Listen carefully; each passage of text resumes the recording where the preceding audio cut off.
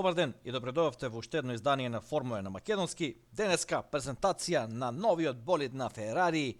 со техничка ознака SF21, болид кој верувам дека многумина од вас со нетрпение го чека конечно да го видат како ќе изгледа.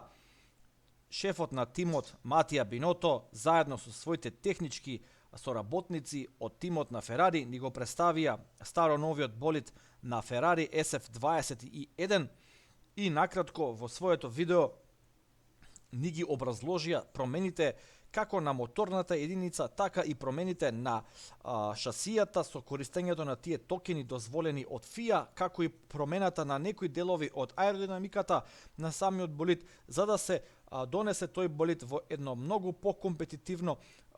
би рекол ниво и секако Ферари да се надпреварува за многу посилни позиции оваа сезона, редовни подиуми, зашто не и некоја победа, меѓутоа истовремено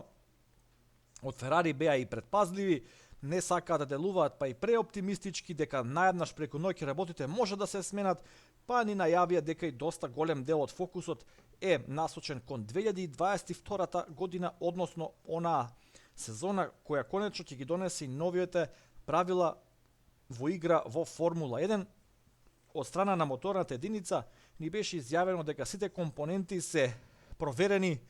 разгледано е каде може да се максимизира нивната употреба, се надеваат дека она што го задржуваше Ферари лани, а тоа е намалената моќност на моторот на Ферари по оној непријатен скандал каде што заврши со една спогодба, тајна спогодба помеѓу Ферари и FIA за наводното заобиколување на некои технички регулативи од страна на Ферари, а сето тоа да не било добро прецизирано од страна на FIA. Се надеваме дека ова сезона тоа ќе биде сето тоа променето, како и оние делови на аеродинамиката од самиот тим ни посочија дека има промени на мали промени на предното крило, особено оној дел на носот. Гледаме дека задниот дел на болидот делува многу покомпатно, многу подобро спакуван, задната суспензија исто така ревидирана, нешто што исто како и немоќната моторна единица, би рекол лани, беше ахилова пета, се извинувам, на Ферари и лани, а тоа беше аеродинамичката неефикасност на самиот болид. Болидот затајуваше во аеродинамиката на правците, делуваше како еден вид на падобран, значи го успоруваше дополнително болидот на најбрзите правци на патеките во Формула 1, така да од Ферари атакувале на повеќе агли на овој болид, уверуваат дека овој болид ќе биде многу подобар од ланскиот и со освеженото возачко дуо староседелецот веќе во Ферари, Леклерк и ново печениот возач Карлос Саинц се надеваат на многу подобра, многу компетитивна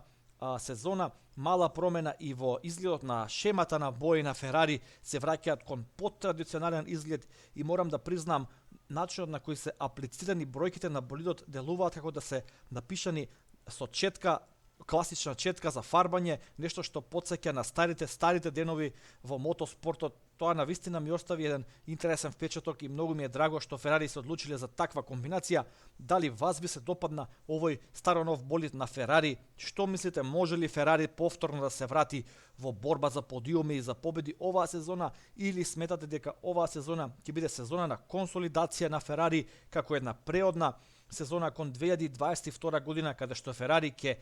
почне конечно од нула и со еден силен болид да почне да испишува нова историја во Формула 1. Како и секогаш ви благодарам што го следите каналот Формула 1 на македонски. Лайк, шер, сабскрајб, ги очекувам вашите коментари и се гледаме викендов. Започнуваат предсезонските тестирања, ќе ги следиме секој ден со анализи и осврт на крајот од денот со истите резултати. Поздрав!